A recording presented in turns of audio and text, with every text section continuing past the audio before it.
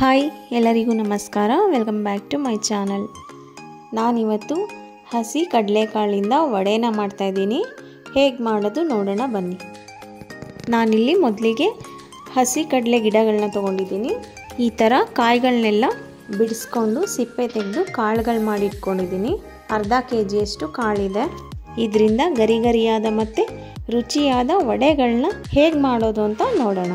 ನಾನು ವಡೆಗೆ ಮೊದಲು ಮಸಾಲಾನ ರುಬ್ಕೋತಾ ಇದ್ದೀನಿ. ಜಾರ್ಗೆ ಒಂದು 5 ಲವಂಗ, 1 ಇಂಚಷ್ಟು ಚಕ್ಕೆನ ಪೀಸ್ ಮಾಡಾಕೊಂಡಿದ್ದೀನಿ. 2 ಗೆಡ್ಡೆ ಬೆಳ್ಳುಳ್ಳಿನ ಬಿಡಿಸಾಕೊಂಡಿದ್ದೀನಿ. 3 ಒಣಮೆಣಸಿನ್ಕಾಯಿ, ಹಾಗೆ ಟೇಸ್ಟ್ ಚೆನ್ನಾಗಿರುತ್ತೆ ಅಂತ 4 ಹಸಿಮೆಣಸಿಕಾಯಿ ಕೂಡ ಹಾಕ್ಕೊಂಡಿದ್ದೀನಿ. 1 ಸ್ಪೂನ್ ಜೀರಿಗೆ, ಹಾಗೆ 1 ಇಂಚು ಶುಂಠಿನ ಹಾಕೋಬೇಕು. ನಾನು ಶುಂಠಿನೆಲ್ಲ ಪೇಸ್ಟ್ ಮಾಡಿ ಇಟ್ಕೊಂಡ್ಬಿಟ್ಟಿದ್ದೆ, ಅದರಿಂದ ಶುಂಠಿ ಪೇಸ್ಟ್ನ ಆ್ಯಡ್ ಮಾಡ್ಕೋತೀನಿ. ಇವಾಗ ಇದಕ್ಕೆ ಸ್ವಲ್ಪ ನೀರು ಹಾಕಿ ರುಬ್ಕೋತಾ ಇದ್ದೀನಿ. ಮಸಾಲಾ ಪೇಸ್ಟ್ ರೆಡಿಯಾಗಿದೆ. ಇದನ್ನು ಒಂದು ಬೌಲಲ್ಲಿ ತೆಗೆದಿಟ್ಟು ತೊಳೆದಿಟ್ಟಿರೋ ಕಾಳುಗಳನ್ನ ಇದೇ ಜಾರ್ನಲ್ಲಿ ಹಾಕಿ ತರಿಯಾಗಿ ರುಬ್ಕೋಬೇಕು. ಕಾಳುಗಳನ್ನ ರುಬ್ಕೊಂಡಾಗಿದೆ ನೋಡಿ. ನಾನು ಈ ಥರ ಸ್ವಲ್ಪ ಕಾಳುಗಳು ಸಿಗೋ ಥರನೇ ರುಬ್ಕೊಂಡಿದ್ದೀನಿ.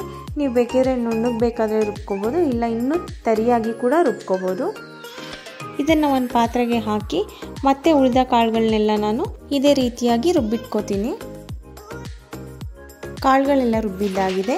ಇದಕ್ಕೆ 2 ಸ್ಪೂನ್ ಕಡಲೆ ಹಿಟ್ಟನ್ನ ಹಾಕೋತಾ ಇದ್ದೀನಿ. ಸ್ವಲ್ಪ ಕೊತ್ತಂಬರಿ ಸೊಪ್ಪು,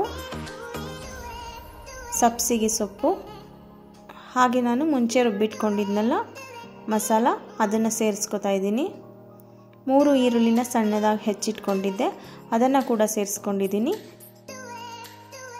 ಹಾಗೆ 1 ಸ್ಪೂನ್ ಶುಂಠಿ ಪೇಸ್ಟು, ರುಚಿಗೆ ತಕ್ಕಷ್ಟು ಉಪ್ಪು, ಇಷ್ಟನ್ನು ಹಾಕಿ ಚೆನ್ನಾಗಿ ಮಿಕ್ಸ್ ಮಾಡ್ಕೋಬೇಕು.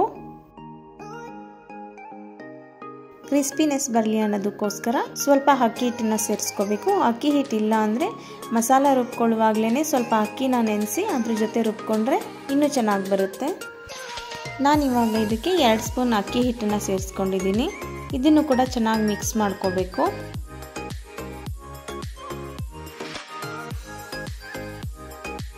ವಡೆಗೆ ಮಿಶ್ರಣ ಎಲ್ಲ ರೆಡಿಯಾಗಿದೆ. ಇವಾಗ ನಾನು ವಡೆಗಳನ್ನ ಕರಿಯೋಕ್ಕೆ ಅಂತ ಬಾಣಲೆಗೆ ಎಣ್ಣೆನ ಹಾಕಿ ಕಾಯಕ್ಕೆ ಇಡ್ತಾ ಇದ್ದೀನಿ. ಎಣ್ಣೆ ಕಾಯೋದ್ರೊಳಗಡೆ ಉಂಡೆಗಳನ್ನ ಮಾಡಿಟ್ಕೊಳ್ಳೋಣ.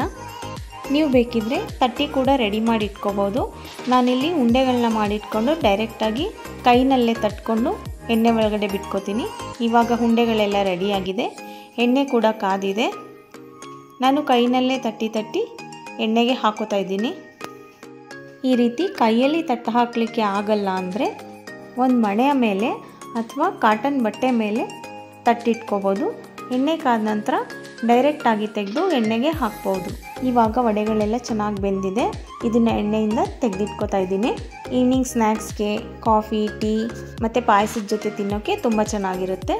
ನೋಡ್ಬೋದು ವಡೆಗಳೆಲ್ಲ ಎಷ್ಟು ಚೆನ್ನಾಗಿ ಬೆಂದಿದೆ ಅಂತ. ನಿಮಗೆಲ್ಲ ಈ ರೆಸಿಪಿ ಇಷ್ಟ ಆಗಿದೆ ಅಂತ ಅನ್ಕೋತೀನಿ. ಯಾರೆಲ್ಲ ವಿಡಿಯೋನ ನೋಡ್ತಾ ಇದ್ದೀರಾ, ನಿಮಗೆ ಈ ರೆಸಿಪಿ ಇಷ್ಟ ಆಗಿದ್ದರೆ ಪ್ಲೀಸ್ 1 ಲೈಕ್ ಕೊಡಿ, ಹಾಗೆ 1 ಕಮೆಂಟ್ ಮಾಡಿ. ಮತ್ತು ನೀವಿನ್ನೂ ನನ್ನ ಚಾನಲ್ಗೆ ಸಬ್ಸ್ಕ್ರೈಬ್ ಆಗಿಲ್ಲ ಅಂದರೆ ದಯವಿಟ್ಟು ಸಬ್ಸ್ಕ್ರೈಬ್ ಮಾಡ್ಕೊಳ್ಳಿ. Thank you.